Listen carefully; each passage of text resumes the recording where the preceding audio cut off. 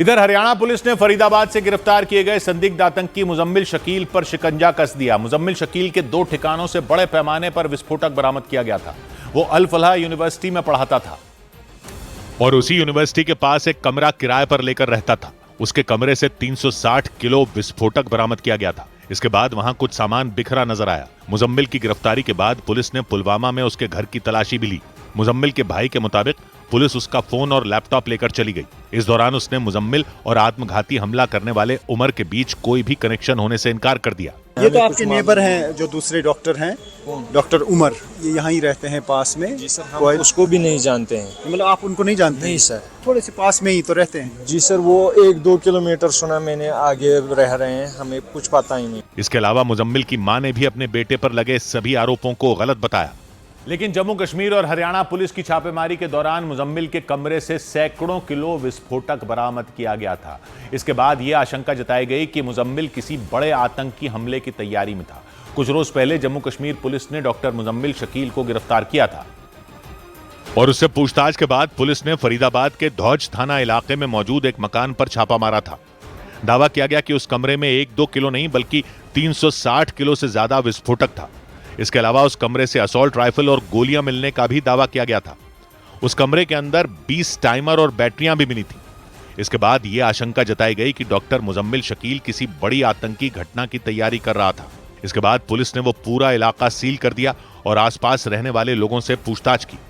और पूछताछ के बाद पुलिस की एक टीम ने फतेहपुर तगा गांव में मौजूद एक मकान पर भी छापा मारा था। दावा किया गया उस मकान के अंदर 2560 किलो से ज्यादा विस्फोटक बरामद किया गया। यानी पहले डॉक्टर मुजम्मिल शकील के कमरे से 360 किलो विस्फोटक मिला और फिर वहां से कुछ ही दूरी पर मौजूद एक मौलाना के मकान पर भी छापेमारी की गई थी। वहां 2500 किलो से ज्यादा विस्फोटक मिला था।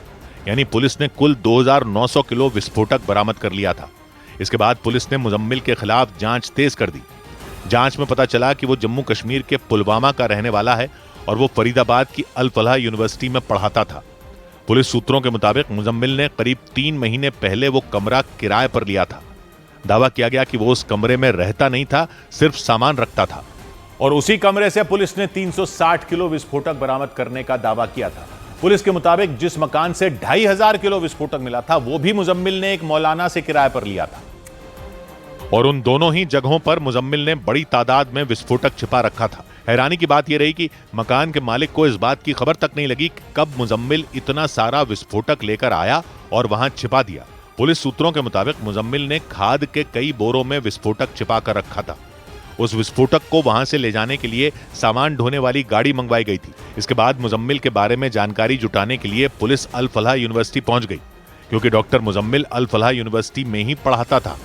और वहां पहुंचने के बाद पुलिस ने अल फलाह यूनिवर्सिटी की शाहीना नाम की एक महिला डॉक्टर को गिरफ्तार कर लिया था। दावा किया गया कि वो डॉक्टर मुजम्मिल की गर्लफ्रेंड और उसे भी मुजम्मिल की आतंकी साजिश के बारे में सारी जानकारी थी और इसीलिए पुलिस ने उसे गिरफ्तार कर लिया था। पुलिस सूत्रों के मुताबिक मुजम्मिल शकील का सच तब सामने आया जब कुछ रोज पहले उत्तर प्रदेश के सहारनपुर से डॉक्टर अदील अहमद को गिरफ्तार किया गया था। उस पर आतंकी गतिविधियों में शामिल होने का आरोप था। सूत्रों के मुताबिक पूछताछ के दौरान अदील अहमद ने पुलिस को डॉक्टर मुजम्मिल शकील के बारे में बताया था। इसके बाद हरियाणा के फरीदाबाद में मौजूद डॉक्टर मुजम्मिल शकील के ठिकानों पर छापेमारी की गई थी और 2900 किलो से ज्यादा विस्फोटक बरामद कर लिया गया था।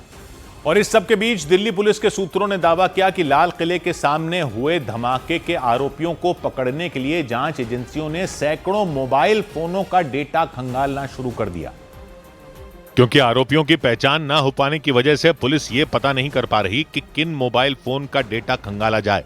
मतलब पुलिस के सामने ऐसी चुनौती है जैसे भूसे के ढेर में सुई को ढूंढना।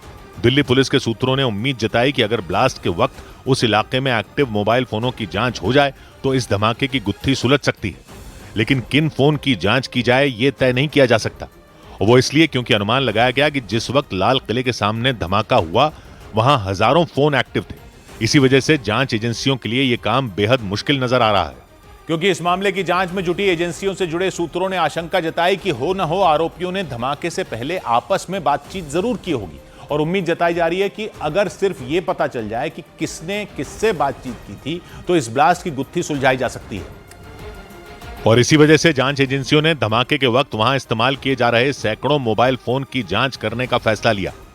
दिल्ली पुलिस के सूत्रों के मुताबिक जांच एजेंसियां लाल किले की पार्किंग के आसपास एक्टिव सभी मोबाइल फोनों का डेटा जुटाने में लग गईं, क्योंकि सूत्रों ने दावा किया कि जिस कार में ब्लास्ट हुआ वो करीब 3 घंटे तक लाल किले की पार्किंग में ही रुकी हुई थी। और जांच एजेंसियों का अनुमान है कि उसके ड्राइवर ने किसी का आदेश मिलने के बाद ही कार को वहां से लाल किले की तरफ बढ़ाया होगा।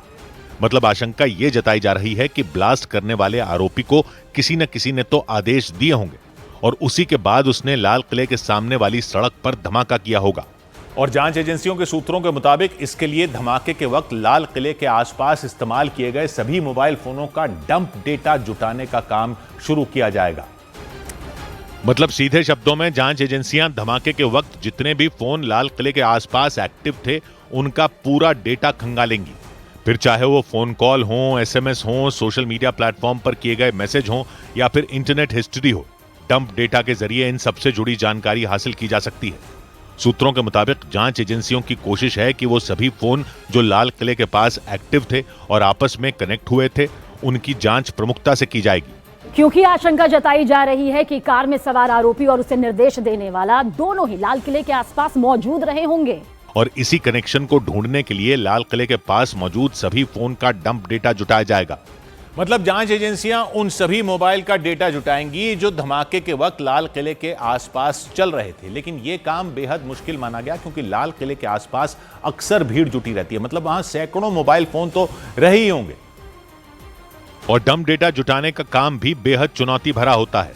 इसके लिए एक तो जांच एजेंसियों की परमिशन चाहिए होती है और दूसरा इस काम में अच्छा खासा वक्त भी लगता है। डंप डेटा जुटाने के लिए उस इलाके के मोबाइल टावरों के जरिए इलाके को चिन्हित किया जाता है। इसके बाद वहां एक्टिव मोबाइल फोनों की कॉल हिस्ट्री, मैसेज और सोशल मीडिया समेत इंटरनेट के इस्तेमाल की जानकारी जुटाई जाती है और इस डेटा के समंदर के बीच जांच एजेंसियां पहले संदिग्धों को चुनती हैं और फिर उनके मोबाइल का डेटा खंगाला जाता है। और इतनी जटिल प्रक्रिया होने की वजह से इस जांच में कई महीने भी लग सकते हैं। और जांच एजेंसियों के सूत्रों ने दावा किया कि दिल्ली के नजदीक हरियाणा के फरीदाबाद में भी इसी तरह का डंप डेटा जुटाया जाएगा। फरीदाबाद में अलग अलग जगहों से करीब 3000 किलो विस्फोटक मिल चुका है और आशंका जताई जा रही है कि फरीदाबाद से मिले विस्फोटक का कनेक्शन लाल किले के सामने हुए ब्लास्ट से हो सकता है। एक दिन पहले सुबह के वक्त दिल्ली के नजदीक हरियाणा के फरीदाबाद से भारी मात्रा में विस्फोटक मिला था और फिर शाम होते होते दिल्ली के लाल किले के गेट के पास धमाके की खबर ने सबको खौफ से भर दिया था। और सूत्रों के मुताबिक इसी वजह से खुफिया एजेंसियों ने फरीदाबाद से डंप डेटा जुटाने का फैसला लिया और उम्मीद जताई जा रही है कि ब्लास्ट में मारे गए डॉक्टर उमर और फरीदाबाद से गिरफ्तार डॉक्टर मुजम्मिल के मददगारों को ढूंढने में डंप डेटा मददगार साबित हो सकता है।